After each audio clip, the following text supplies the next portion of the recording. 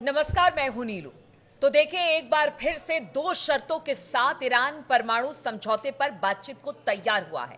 ये शर्तें क्या हैं और अब किस तरह की शर्तों के साथ इसने अमेरिका से बातचीत करने का मन बनाया है, इस पर बातचीत करने के लिए मयंक मेरे साथ है। मयंक, एक बार फिर से अमेरिका चाहता था कि परमाणु कार्यक्रम जो है उस पर किसी तरह का समझौता हो जाए, लेकिन दो शर्तें अब ईरान की तरफ से रख दी गई है। यानी ईरान झुकने को तैयार नहीं है, बल्कि अब अपनी शर्तों के साथ बातचीत करने की राह पर आगे बढ़ चला है ईरान। क्या कुछ खबर से? देखिए, दो जिन शर्तों की बात की आपने, वो पहली शर्त तो ये है कि ईरान का जो यूरेनियम संवर्धन का अधिकार है, यूरेनियम एनरिचमेंट का अधिकार है, वो ईरान के पास रहना चाहिए। किसी भी सूरत में ईरान अपना न्यूक्लियर एनरिचमेंट का राइट नहीं छोड़ेगा। ये पहली शर्त ईरान ने रखी है। दूसरी शर्त ईरान ने ये रखी है कि आपने, अमेरिका और इजराइल ने जो हमले किए ईरान के ऊपर और जो ईरान को नुकसान हुआ है, आप उसकी भरपाई कीजिए, उसका हर्जाना आप दीजिए, उसके बाद ही हम बात करेंगे। मतलब ये बहुत बड़ी शर्त ये है। दो बड़ी शर्तें रखी हैं ईरान ने। देखिए, ईरान ये जो हमला हुआ ईरान के ऊपर, और खासकर अमेरिका ने जो हमले किए फोर्दो, इस्फहान और नतांज ने, उसके पहले बल्कि ईरान का रुख थोड़ा सा ज़्यादा नरम था और ईरान कई मुद्दों पर बातचीत के लिए तैयार था। 6 दौर की बातचीत भी हो चुकी थी। लेकिन अब देखिए, उसके बाद जिस तरह से एक तरफा बातचीत के बीच में हमले कर दिए गए ईरान के ऊपर, उसके बाद से ईरान ने अपना रुख और सख्त कर दिया है और दो शर्तें रख दी हैं। बिल्कुल साफ शर्तें हैं कि अब किसी सूरत में आप बात करें ना करें, समझौता करें ना करें, ईरान का यूरेनियम एनरिचमेंट का राइट ईरान किसी कीमत पर नहीं छोड़ेगा। और इसको जो अब्बास अराक्ची साहब, उनके विदेश मंत्री हैं, उन्होंने तो साफ ये भी कह दिया है। पहले ही हमने बताया था कि भाई, हमारे जो साइंटिस्ट हैं, इन्होंने सालों की जो है अपनी मेहनत लगाई है, इसके लिए शहादत भी दी गई, तो अब इसको तो हम किसी कीमत पे नहीं रोकेंगे। तो ये जो दोनों शर्तें ईरान ने अब सामने रखी है, इसके बाद एक्सपर्ट्स ये मान के चल रहे हैं, पूरे इंटरनेशनल मीडिया में ये चर्चा छिड़ गई है कि क्या जल्द एक बार फिर मिडिल ईस्ट में जंग शुरू होने वाली है। ये मान के एक्सपर्ट्स आगे बढ़ रहे हैं, क्योंकि ये जो दो शर्तें हैं, इस बात की उम्मीद तो अमेरिका को भी शायद नहीं होगी कि इस तरह की शर्तें ईरान रखे। ठीक है, यूरेनियम संवर्धन की बात तो वो करता रहा है, पहले से करता रहा है कि नहीं, हमें जितनी जरूरत है हम तो उसे करेंगे।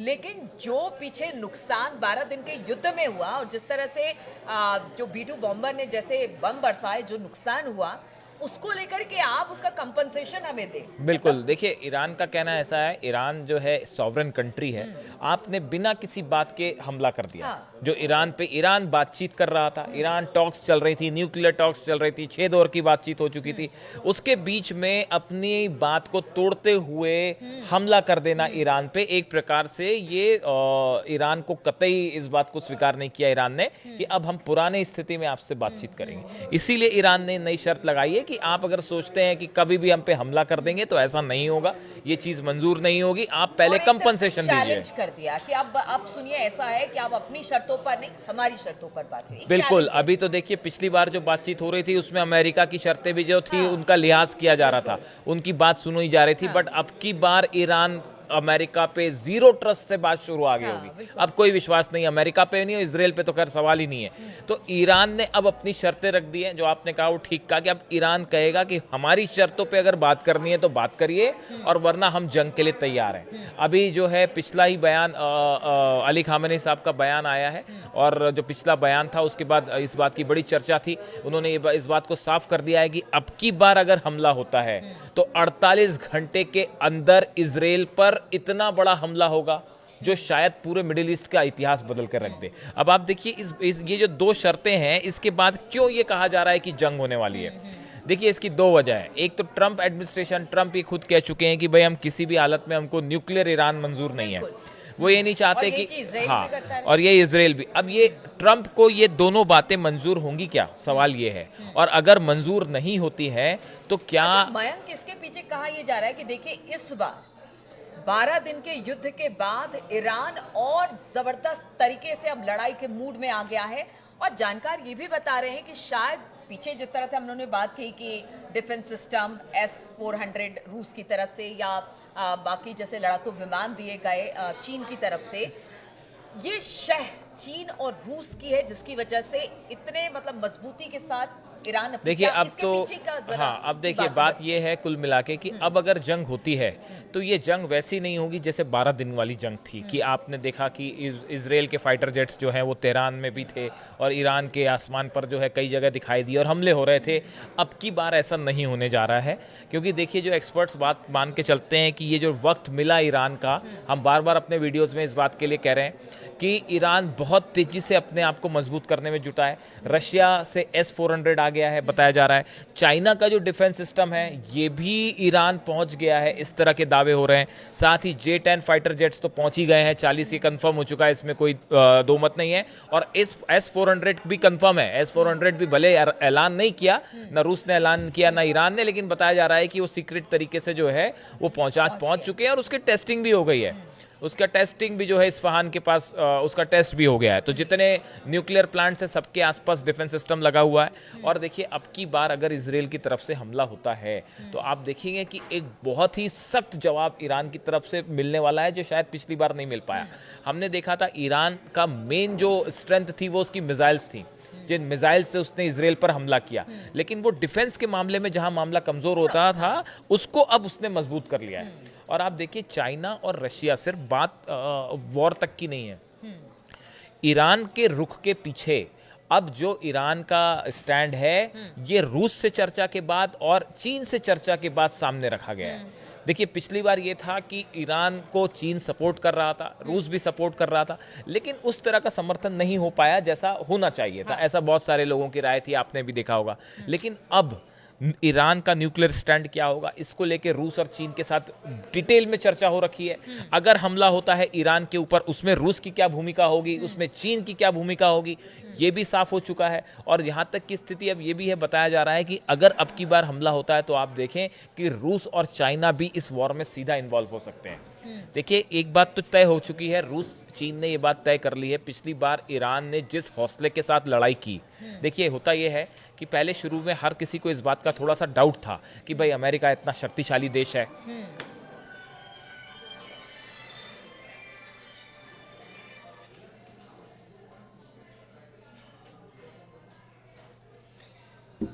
देखिए पहले पिछली बार क्या हुआ कि कई मुल्क को इस तरह का संदेह था, खासकर रशिया को भी और चाइना को भी, कि भाई देखिए अमेरिका इतना शक्तिशाली देश है, इजराइल दोनों एक तरफ हैं, तो ऐसे में ईरान कैसे मुकाबला करेगा। ये सवाल कई लोगों के मन में हो सकता है, लेकिन जिस हौसले और हिम्मत के साथ अपने दम पे ईरान ने लड़ाई की, उसके बाद रूस के रुख में भी परिवर्तन आया है बड़ा, और चाइना के भी रुख में परिवर्तन आया है। और ये तय कर लिया गया है कि मिडिल ईस्ट में अब ईरान को अकेला नहीं छोड़ा जाएगा। मिडिल ईस्ट में ही नहीं है, अब अगर ठीक है इसको थोड़ा सा और बढ़ाते हैं, अगर रूस के ऊपर भी जाते हैं, हमने देखा है कि किस तरह से खबर ये भी आ रही है कि रूस भी अब अमेरिका से दो हाथ करने को तैयार है। बिल्कुल दो हाथ क्या, फिर से एक बड़ा कोल्ड वॉर शुरू, जिस कोल्ड वॉर का एंड हुआ था, एक्सपर्ट्स ये भी बता रहे हैं कि देखिए सालों तक रूस और अमेरिका के बीच में कोल्ड वॉर चला, अब ये कोल्ड वॉर फिर से शुरू हो गया है। और पुतिन और ट्रंप के बीच में हालात अच्छे नहीं है, और अमेरिका रूस के बीच में भी आप देखिए हालात बहुत तेजी से बिगड़ते जा रहे हैं। और ये बात रूस भी समझ रहा है, ये बात अमेरिका भी समझ रहा है। इस स्थिति में दोनों देश आमने सामने आने के हालात में खड़े हैं, और इस लिहाज से ईरान और रूस की दोस्ती बहुत इंपॉर्टेंट है। चाइना का कोऑपरेशन ईरान के साथ बहुत इंपॉर्टेंट है।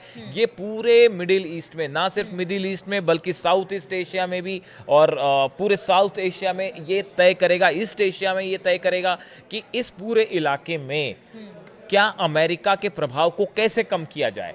इसको लेके चीन और रूस जो है अब वो खुला समर्थन देने के लिए ईरान के साथ खड़े हैं। अब देखिए एक्सपर्ट्स का ये कहना है, जहां से हमने बात शुरू की, कि ये दो शर्तें तो अमेरिका को मंजूर नहीं होंगी, कि कंपनसेशन भी नहीं और खासकर एनरिचमेंट वाली बात अमेरिका को मंजूर नहीं होगी। तो एक बार फिर ईरान ने बॉल जो है वो अमेरिका के कोर्ट में डाल दी है, अमेरिका के पाले में डाल दी है कि देखिए हमने अपनी शर्त रख दी है, और अब तो किसी सूरत में, पहले तो फिर भी एक बार चांस था कि इस तरह की बातें हो रही थी कि एक जो है मिडिल ईस्ट के कुछ मुस्लिम कंट्रीज का जो है, इस्लामिक कंट्रीज का एक ऑर्गेनाइजेशन बना दिया जाए, जो कॉमनली जो है वो न्यूक्लियर एनरिचमेंट, यूरेनियम एनरिचमेंट करें। इस तरह के कई प्रपोजल्स थे जो ईरान सुनने को तैयार था। लेकिन इस तरह से जो धोखा हुआ है पिछली बार कि बातचीत के दौरान हमला हुआ, तो अब तो विश्वास का सवाल ही नहीं उठता है। इन हालात में एक्सपर्ट्स का मानना यह है, देखिए एक डेडलाइन भी सामने है कि 30 अगस्त के पहले जो है आप फैसला कीजिए, इस तरह की बात आ रही थी अमेरिका की तरफ से। अब इन हालात में सवाल ये है कि क्या अमेरिका को ये शर्तें मंजूर है? अगर नहीं तो अमेरिका का अगला रुख क्या होगा? देखिए नेतन्याहू क्या करेंगे, वो तो जो ट्रंप चाहेंगे वही करेंगे। देखिए तो नेतन्याहू का सवाल नहीं है, हाँ, सवाल ये है कि कहीं ट्रंप की महत्वाकांक्षा, ये भी कहा जा रहा है इसको लेकर, लेकिन भी फिर उसमें पूरी दुनिया भर में उसमें एक फिर बड़ी बात है, एक बड़ी बात आड़े आ रही है। एक तरफ जो है ट्रंप ये भी कह रहे हैं कि देखिए तो मैंने तो थाईलैंड और कंबोडिया के बीच में भी जो है सीज फायर करवा दिया, मैंने पूरी दुनिया में सीज फायर करवा दिया, तो क्या मुझे इसका क्रेडिट दिया जाएगा? तो क्या मुझे नोबेल पीस प्राइज मिलेगा? तो अब या तो नोबेल पीस प्राइज ले लीजिए और या ईरान पे हमला कर दीजिए। भाई ऑप्शन बड़ा साफ है कि अगर आप फिर से ईरान पर हमला करेंगे तो नोबेल प्राइज कहाँ से मिलेगा?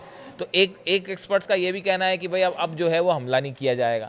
दूसरा कुछ लोगों का ये भी मानना है कि जिस तरीके से ईरान ने ये जो रशिया और चाइना का सपोर्ट लिया है, इसके बाद अब देखिए पिछली बार तो बिना इस सपोर्ट के इजराइल की हालत टाइट थी कि भाई वो था कि डिफेंस मिसाइलें पूरी तरह से साफ हो चुकी थी, थार्ड जो है वो खत्म होने शुरू हो गए थे और अमेरिका के बेस पर उसको तक नहीं रोक पाए। आप इजराइल तो छोड़िए, कतर पे मिसाइल्स गिर गई एयर बेस पर, और वो जो एयर बेस पे मिसाइल्स गिरी आप उसको ही नहीं रोक पाए, तो इजराइल पे तो रोकना अलग बात थी। तो जब आप देखिए अकेले ईरान ने जब इजराइल का ये हाल कर दिया था, जरा सोचिए कि अगर रूस और चाइना साथ में खड़े हो जाएं उसके बाद क्या होगा?